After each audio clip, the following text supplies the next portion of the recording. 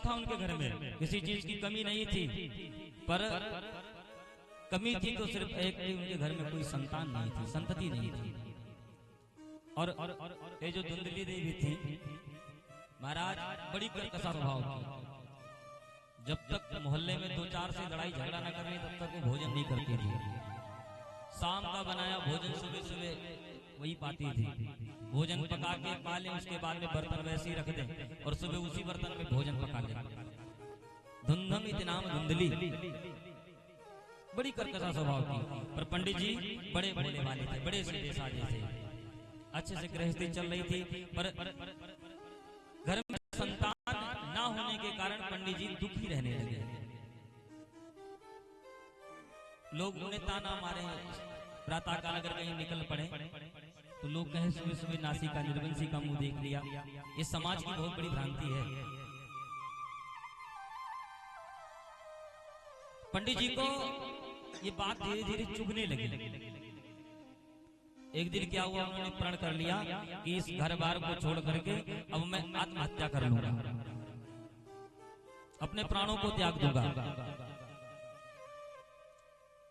और बिना बताए घर से निकल गए, चले गए जंगल में। वहां एक शिला पर पत्थर की चट्टान पर बैठ गए और जोर जोर से रोने लगे। कुछ संयोग ऐसा बना कि उसी जंगल के रास्ते से कुछ संत महात्मा निकले। महात्माओं ने जब देखा पंडित जी को तो देखते ही समझ गए कि कोई ब्राह्मण लगता है, विद्वान ब्राह्मण लगता है, मुखमंडल का तेज ऐसा है, तो चल करके पूछना चाहिए भाई क्या बात है।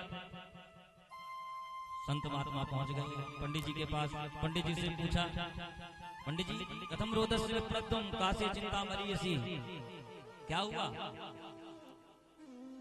किस लिए रो रहे हो। अब महाराज जैसे ही संत महात्माओं ने थोड़ी सहानुभूति दिखाई तो पंडित जी और जोर जोर से रोने लगे। अच्छा होता भी है,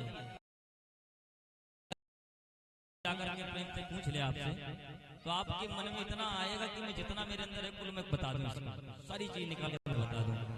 खूब जोर जोर से रोने लगे। पंडित जी ने कहा बात क्या है बताओ। संत देवता भगवान की कृपा से हमारे घर में इस चीज की कमी नहीं है, पर न जाने किस जन्म के पाप इस जन्म में संचित हुए हैं कि कोई संतान नहीं है।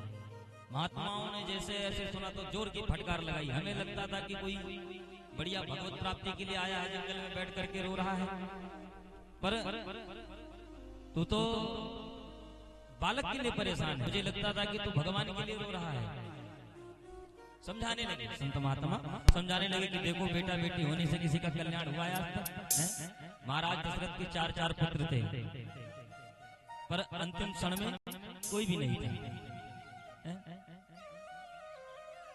अनेकों उदाहरण देकर के समझाया, पर पंडित जी की बात समझ में नहीं आई। तो पंडित जी उल्टा संत को समझाने लगे, अरे संत महात्मा महाराज आप क्या जानो, संतति क्या होती है। जिनके घर में पुत्र